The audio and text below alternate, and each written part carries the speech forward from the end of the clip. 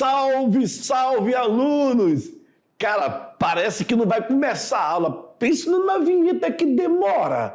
E eu aqui olhando o tempo para poder entrar. Nossa! Antigamente, ô produtor, antigamente não tinha esse nome embaixo, professor ou historiador Loures Barbosa. Tá na hora de colocar, não é verdade? É tipo filmagem, documentário, quando a pessoa vai falar, porque ninguém sabe quem está falando ali, a não ser os nossos alunos. Então, coloca aqui embaixo assim, ó, historiador Loures Barbosa e tal. Quando entrar o professor Beto, aí, historiador Beto Ajuru. Beto Ajuru, é isso? Vamos pensar na ideia. Sejam todos bem-vindos, alunos. É com satisfação que nós estamos mais uma vez com vocês. Agora trazendo o assunto colonização do Vale do Guaporé e a fundação de Vila Bela da Santíssima Trindade. Olha só, aqui do meu lado, o nosso parceiro, cadê ele? Me coloca perto dele aí, ô produtor. O nosso intérprete Sâmio, tá aqui. Esse rapaz aqui, ó, que eu tô batendo na camisa dele aqui, ó. Esse cara aqui é o Sâmio. Pois é, o Sâmio vai estar conosco, essa aula de história de Rondônia todinho, e passa muito rápido. Nós já estamos na aula 3. Olha, logo já está no final, tá bom? Na aula de hoje, alunos, vocês irão perceber como que se deu a fundação de Vila Bela, que é a primeira capital do Mato Grosso. Isso! Primeira capital de Mato Grosso, tá bom? E também como se deu a colonização do Vale do Guaporé. Quer ver? Na aula de hoje, eu tenho como subtópicos. Joga na tela aí, produtor. Vamos lá? Isso! Rapaz, eu nem calibrei a minha caneta. Ontem ele me ensinou como calibrar e eu não calibrei. Tudo bem. Mas, vejamos. Aqui é um jogo rápido. Quem sabe faz ao vivo. Não tem dessa não. Olha só. Tratado de Madrid. Certinho. As fortificações e a criação de Vila Bela da Santíssima Trindade. É isso mesmo. São 3 subtópicos que vocês estão vendo. Olha aí. Foi muito rápido, nem perceberam. O corte foi feito. Então eu tenho 1, 2, 3 subtópicos. O nosso tema é esse daqui, ó. A colonização do Vale do Guaporé e a fundação de Vila Bela da Santíssima Trindade. Depois, Vila Bela... Na verdade, aluno, a capitania de Mato Grosso vai ser criada em 1748. A sua capital, que é Vila Bela, ela vai ser de 1752. Fechou? E depois acaba sendo substituído por Cuiabá. Avançamos. Vamos lá. A conquista da região guaporeana iniciou-se anteriormente à assinatura do Tratado de Madrid. Professor, foi quando mesmo o Tratado de Madrid? 1750. Só para vocês pegarem o feedback da história, tá, aluno? No empenho de missionários, sertanistas, mineradores e aventureiros. Todos esses daí eram procedentes lá da região de Belém e de São Paulo. As capitanias de Belém e de São Paulo. Bem para mim, professor, o senhor está falando o quê? Quer dizer que a criação da capitania de Mato Grosso se deu através das pessoas que vieram lá de Belém e lá de São Paulo? Exatamente isso. Os 2 pontos extremos do Brasil. Pessoas vieram de Belém, pelo rio Tapajós, rio Amazonas, rio Madeira, Mamoré, Guaporé.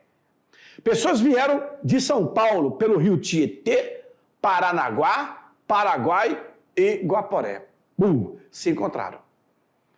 Lembrando, senhores, que em 1750 havia o famoso Tratado de Madrid. O famoso Ultipossidete, a terra pertence a quem a ocupa e não a quem a descobre. Por isso que o texto fala, foi graças ao empenho de missionários, sertanejos, mineradores e aventureiros, que eles acabam ultrapassando a linha imaginária de que era o Tratado de Madrid. E aí eles ocupam, na verdade, o espaço que é da Espanha. Aí, senhores, não deu outra. Pensar que não, a Espanha vai perder desse espaço para o reino português. Que nós estamos aí no Brasil colônia. Sabiam disso? Ok. Segue no quadro. Olha só essa imagem aí. Ó. As alternativas era de enriquecimento. Situavam-se entre os atrativos das lavras e faisqueira. Assim como também a pressão de índio. Veja que o homem branco, mameluco ali, fazendo parte das expedições do sertanismo, tanto de São Paulo como de Minas, de Belém, quando encontravam as tribos indígenas, eles, na verdade, aquele índio que reagia, olha só, era morto. Mas aqueles que se entregavam acabavam se tornando escravos. Tá bom? Por isso que era chamado de preação. Pega-se o índio para trabalhar nos engenhos. Lembrando vocês, que eu já falei em outras aulas, o índio ele não foi feito para trabalhar num trabalho pesado. É um ser liberto na floresta, tem ali tudo o que precisa, mas o homem branco acaba explorando a sua mão de obra. E tudo bem se só explorasse, mas na verdade eles irão dizimar mais da metade dessa população indígena existente no Brasil. A região adotou uma forte produção agrícola e criou condições de reprodução, aquele mesmo modelo clássico que nós chamamos de plantation. O plantation mercantilista, como a região do Nordeste e o Sudeste. Professor, o senhor acabou de falar dos índios que foram preados, que foram confiscados para trabalho forçado. E, de repente, o senhor aparece com os negros. Pois é. Os negros irão entrar no Brasil a partir de 1504. Eu tenho uma obra, um livro, que fala da chegada dos primeiros negros aqui na região. Claro que eles irão intensificar no século XVIII, 1700 e para lá, onde vai estar o auge. Mas desde cedo os negros já faziam trabalhos. Eram poucos, depois aumentaram.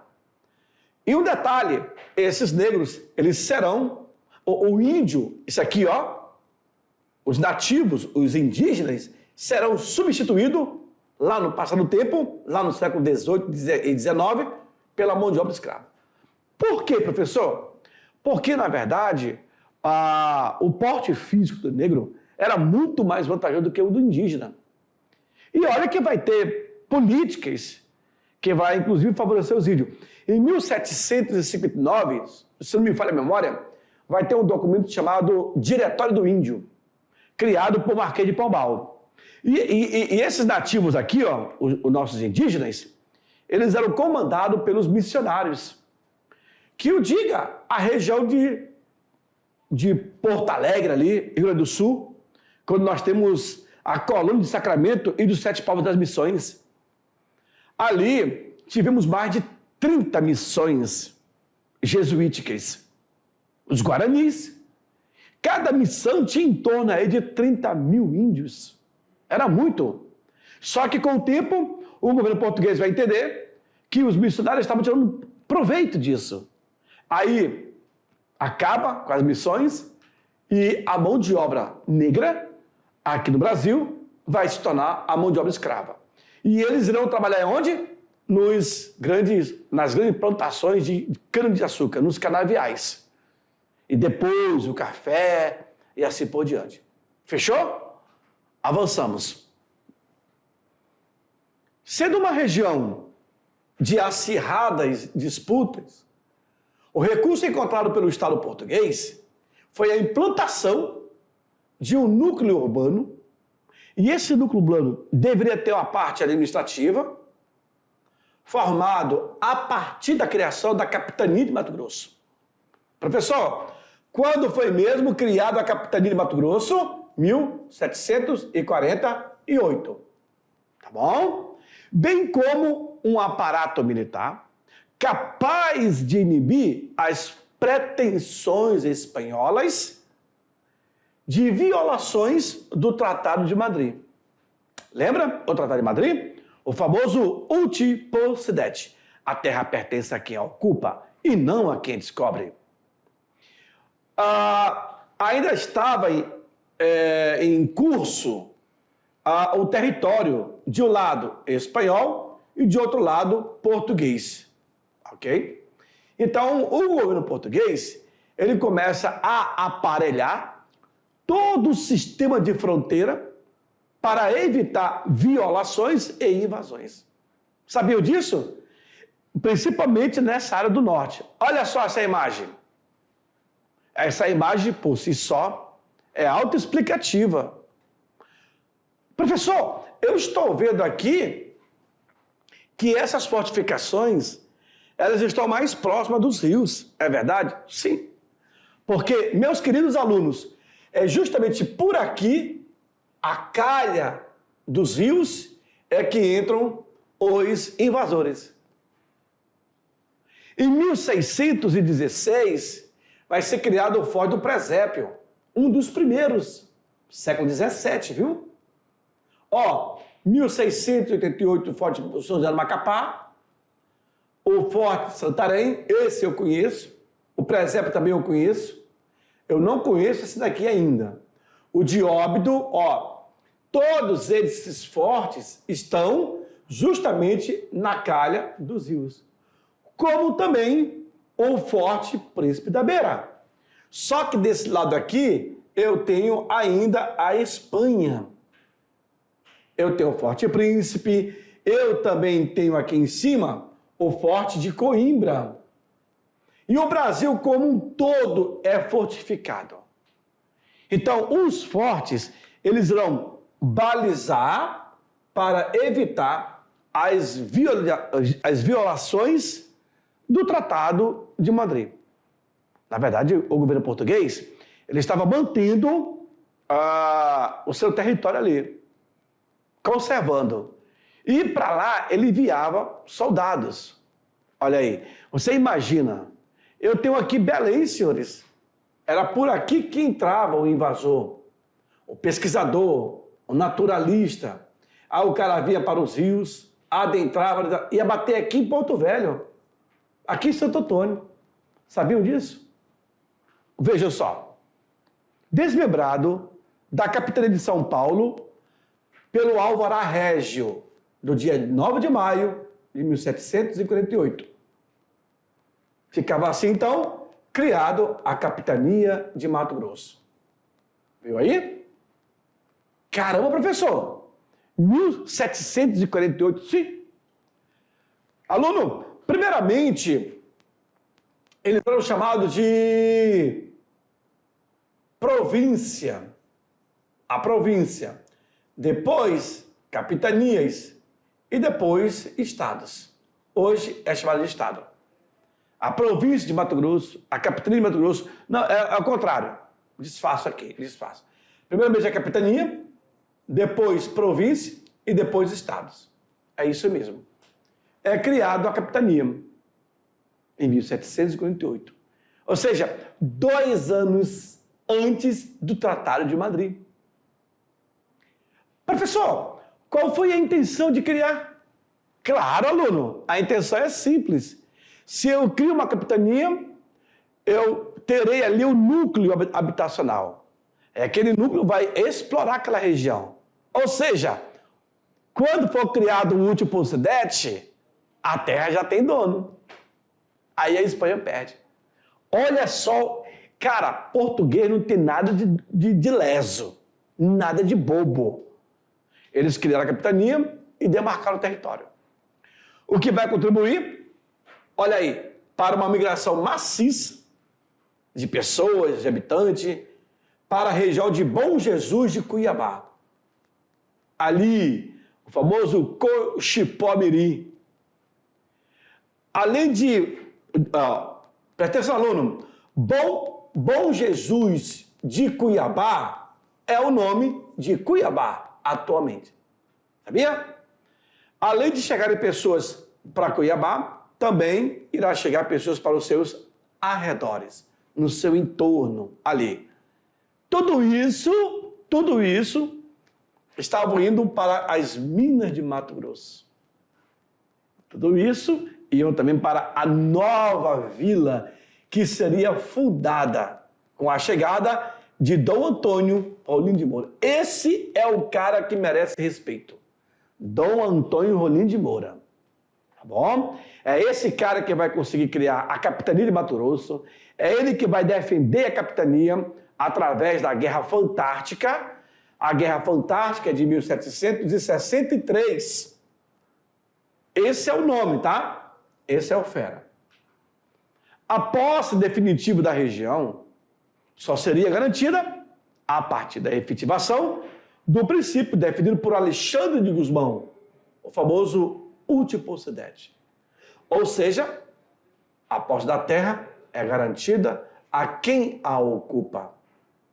Ao ser criada a capitania de Mato Grosso, em 1748, tinha-se a clara necessidade de se aparelhar aquela fronteira com recursos humanos, recursos bélicos e uma rota comercial. Pronto. Checkmate. Como é que eu mando um contingente para a região de Mato Grosso, que é o fim do mundo? Vem para mim aqui, vou falar isso aqui olhando nos teus olhos, aluno. Olha que interessante. Eu quero ficar bem perto de você. Eu posso ficar pertinho dele aqui? Posso? Cadê? Não vai cortar minha cabeça? Vai? Cadê? Tá cortando. Aí. Olha só que interessante. Raciocina comigo, aluno. Anota aí no teu caderno.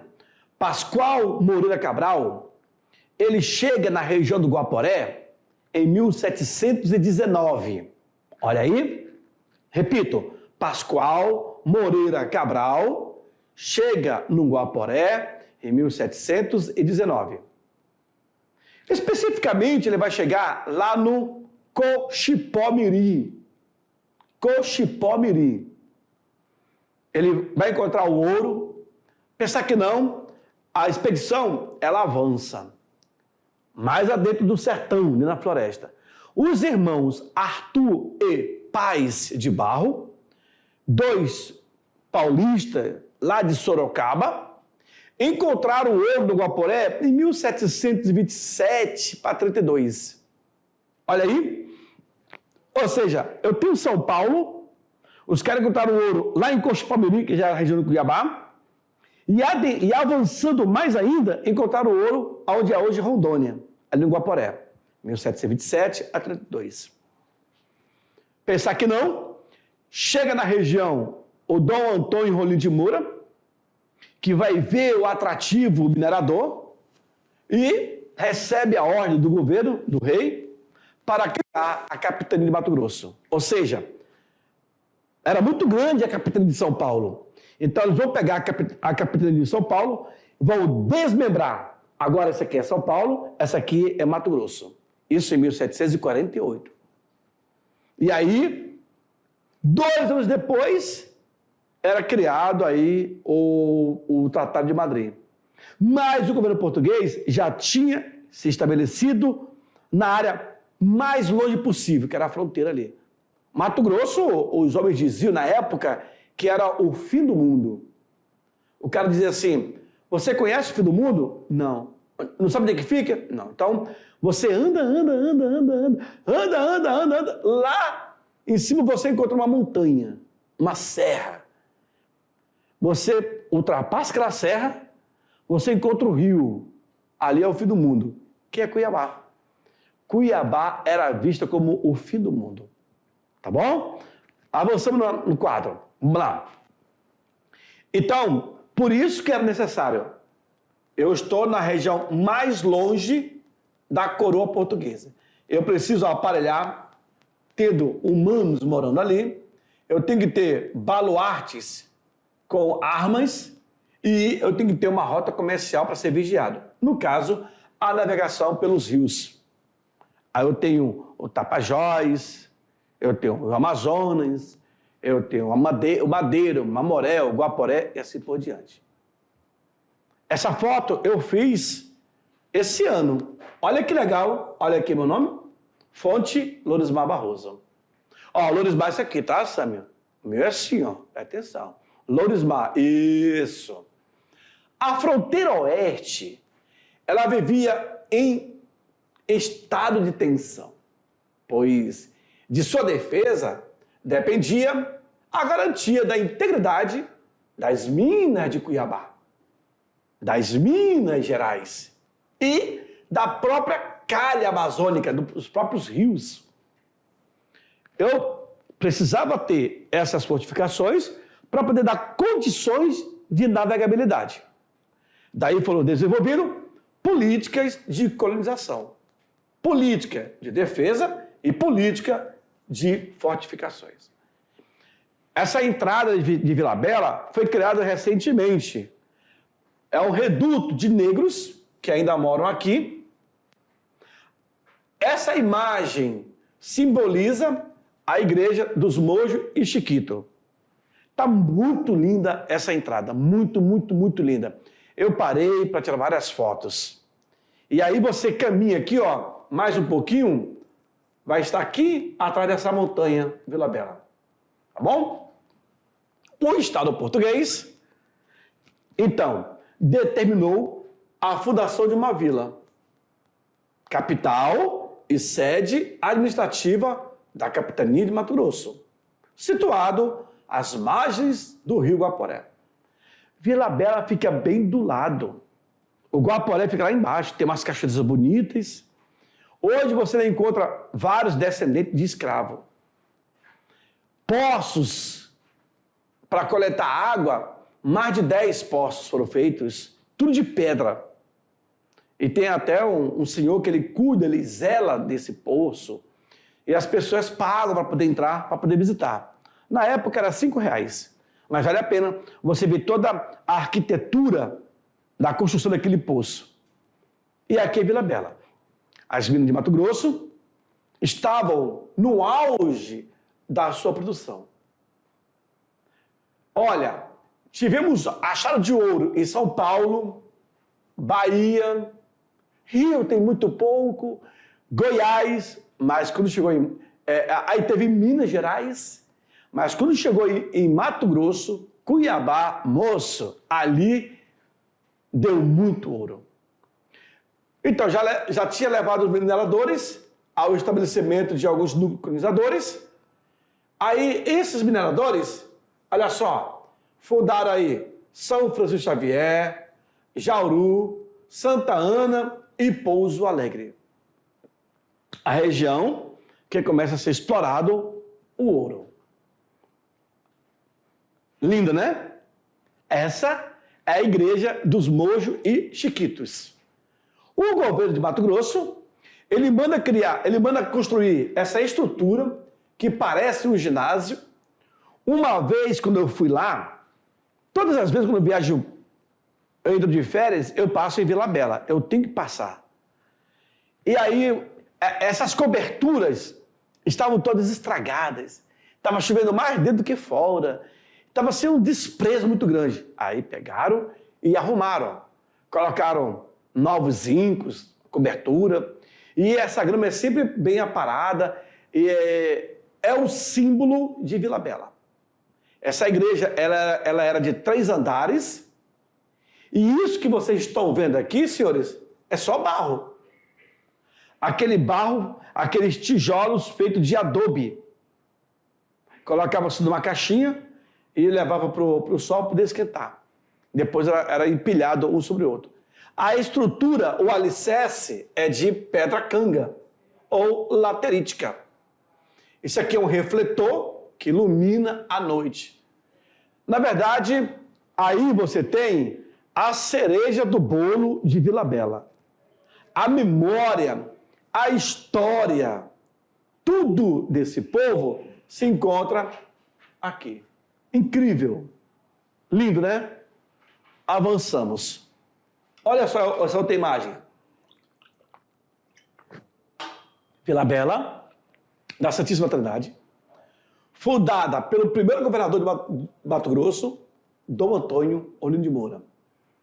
Passou a atender os imperativos políticos e administrativos do Estado português, evitando, inibindo as expectativas do avanço dos espanhóis.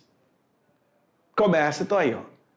Aluno, isso é longe. Você olha essa imagem, daí assim, não, mudou muita coisa. Mas você tem que entender, tem que ter noção que ficava muito longe. Um lugarejo bem simples. Olha aí, essa imagem também é minha. Por isso que quando eu viajo, eu gosto de ir em locais históricos que nós costumamos falar a nossa história, nas nossas aulas, e aí eu faço registro, você fala com mais propriedade. A nova capital tornava-se um ponto visceral na política de fronteira entre Portugal e Espanha, sendo o posto mais avançado no conjunto do território colonial português. Aluno, Cuiabá, Mato Grosso era a região mais longe possível. E isso aqui é a Casa dos Governadores, que foi restaurada ano passado. Já foi pior, vocês vão ver aqui algumas imagens. A posição estratégica garantia-lhe fácil acesso à bacia amazônica. Através do Guaporé e por essa via ligavam-se as minas de Mato Grosso ao Grão-Pará e ao porto de Belém, através de Vila Bela, Vila Maria, que é Cáceres, e Vila Bela, Cuiabá. Estabelecia ligação com os rios Paraguai, Cuiabá, Taquari, Pardo, Paraná e Tietê, o que vai atingir São Paulo, sabia? Os rios eram as estradas daquela época. A criação de Vila Bela representou um ato arrojado de dimensões econômicas. Estabeleceu um controle definitivo sobre aquela produção do ouro e do diamante das minas de Mato Grosso.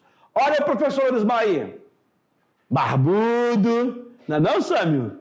Barbudão, avança. Olha aí Vila Bela de novo, outras imagens, a igreja dos Monges de Chiquito, e esse é Olinda de Moura. Em janeiro de 52, Dom Antônio, ele chega a Guaporé e procedeu ao reconhecimento dos sítios do local, buscando o melhor lugar para fundar a vila, a capital de Mato Grosso. O lugar apresentou as vantagens do sítio de Pouso Alegre, uma região de águas salobras e abundante, com muitas lenhas e pasto para o gado. Uma terra fértil e de muita madeira de boa qualidade. Uma ótima posição estratégica, que facilitaria a defesa militar e caça a uma topografia plana com um clima mais quente. Enfim, grandes proximidade com os sítios auríferos, as lavras e as faisqueiras. Ok? O governador desconhecia as condições ambientais. Tudo aquilo que ele viu, senhores, ele desconhece a questão do ambiente. Sendo informado sobre as possíveis inundações pelos habitantes do Vale do Guaporé.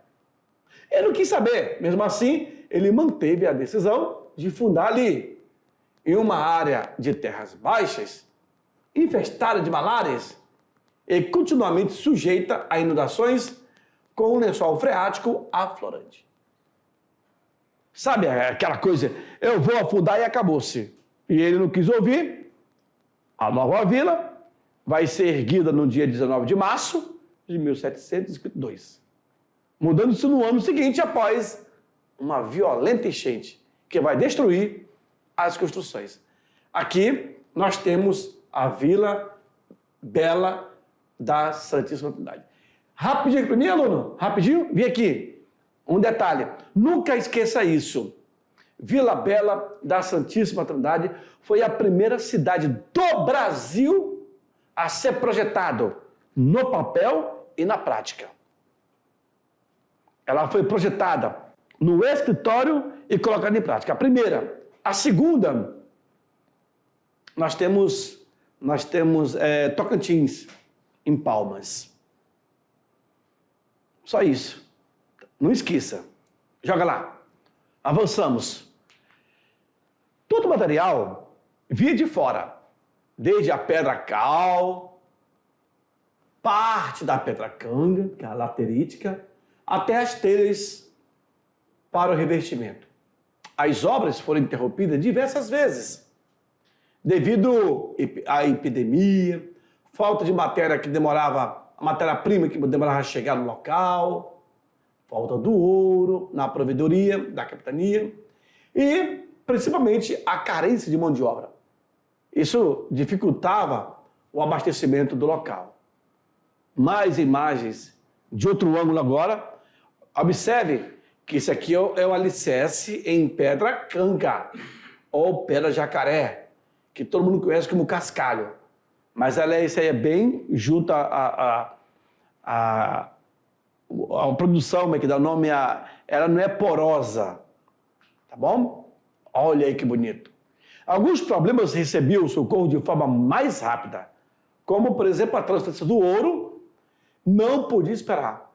Nos primeiros anos de fundação de Vila Bela, se enviou de 6 a 10 toneladas. Aluno, 10 toneladas é muito ouro, cara. Para dar continuidade às obras de fronteira. Isso aí é uma baita de uma pepita. Olha aí a casa dos governadores antigamente. Mas teve pior, vou mostrar para vocês. As obras públicas foram custeadas pelo governo, que também concedia subsídios aos particulares, isentando-os de impostos. Como assim, professor? Olha, se o cara ele quiser patrocinar, colaborar com a coroa para a construção de edifícios, etc., a coroa acabava isentando de pagar imposto. Era isso. A vila contava com alguns edifícios prontos e outros em fase de acabamento. Nesse caso aí, esse edifício, que era a Casa dos Governadores, hoje é grande símbolo para a cidade. Bem aqui na frente, do outro lado, bem aqui na frente, você tem uma outra casa, mas você só encontra o alicerce dela, que era onde morava o Dom Antônio Rondino de Moura. Ó, já esteve assim. Se não me engano agora, continua assim. Não é asfalto, tá? É lajota. São bloquetes, né? Os prédios públicos não continham a grandiosidade barroca típica de Minas Gerais. Mas atestava em suas linhas elegantes o esforço do governo colonial em fixar ali a sua presença, a presença portuguesa. Bem aqui é uma placa que indica que é a Casa dos Governadores. Já esteve abandonado, telhado caindo e tal. E vocês viram na imagem que ela foi restaurada. É um grande símbolo, senhores. Tá bom? Para que a posse de toda a região guaporena fosse assegurada, tornavam-se indispensáveis aparelhar a capitania com um sistema de fortificação e um contingente militar que completasse o projeto. Vejam, estávamos falando sobre o Tratado de Tordesilhas. Olha aqui, ó. Olha o Tratado de Tordesilhas. Olha onde temos Vila Bela da Santíssima Trindade. Ou seja, Vila Bela foi construído bem longe da ilha de Tordesilhas. Aliás, Tordesilhas depois do Tratado de Madrid. Tá bom? A linha de Tordesilhas é de 1494. 93 é a bula intercorrenteira e 92 é a descoberta da América. 94 é o Tordesilhas. Então, basicamente, passa aqui na região de Goiás, de São Paulo, etc. São Paulo aqui, ó. Né? E aí, quando eles criam Vila Bela, está muito longe de Tordesilhas e do Tratado de Madrid. Ou seja, o Estado português, ele avança fronteira adentro e os espanhóis vão perder esse território. Infelizmente. Perdeu o Playboy. Olha aí, território segundo o Tratado de Tordesilhas, português, e território português segundo o Tratado de Madrid. Viu? Do outro lado. E a expansão dos bandeirantes. Eles vão sair de São Paulo e vão explorar o interior. Inclusive, passando aqui por Rondônia. Raposo Tavares, o Pedro Teixeira, Manuel Félix de Lima e tantos outros. A aplicação indulgente da lei, a tolerância governamental e a ambiguidade do poder local constituía-se numa perfeita estratégia do poder colonial que buscava concretizar a estabilidade da posse territorial através da colonização do Vale do Guaporé, assim como de sua capital, Vila Bela, de 1752. Essa é a praça de Vila Bela. Agora eles fizeram uma coisa mais interessante, bonita. Eu tenho foto disso que é agora bem mais bonito, esse local. E as casas antigas que permanecem nesse mesmo estágio. As pequenas. Vila Bela é um município de Mato Grosso, com a latitude e longitude, altitude de 198 metros, população estimada em 2014 era de 15 mil, muito pequena. A cidade tem origem da feitoria de Pouso Alegre, fundada em 37, Pouso Alegre, tá? Esta povoação foi elevada à cidade, município e sede da capital de Mato Grosso em 46. Foi capital da capitania até 1820. Depois eles se transferem para Cuiabá. Esta povoação foi elevada à cidade, município sede da capitania em 46. Se torna a capitania em 48, tá bom? E é isso, ó, bem aqui é Vila Bela, esse território aqui é de Rondônia, certinho? Quando você sai de Vilhena, você passa por Comodoro, você passa por Cáceres, fica em Cáceres, Comodoro, aí eu tenho Comodoro, Cáceres, tem outra cidade que fica, nossa! Aí você mata o papai, mostra aí você mata o papai, continua. Pontes e Lacerda, Sâmio, Pontes e Lacerda, isso. Então, quando você sai de Vilhena, você passa por Comodoro, Pontes e Lacerda. Depois que temos Cáceres, aí depois que é Cuiabá. Olha aí, Cuiabá. Ok. Então, chegando em Pontes e Lacerda, você indo daqui para lá, você entra à direita. Vila Bela fica ali, Vila Bela fica a 78 km de Pontes e Lacerda. Aí, moço, você volta na história.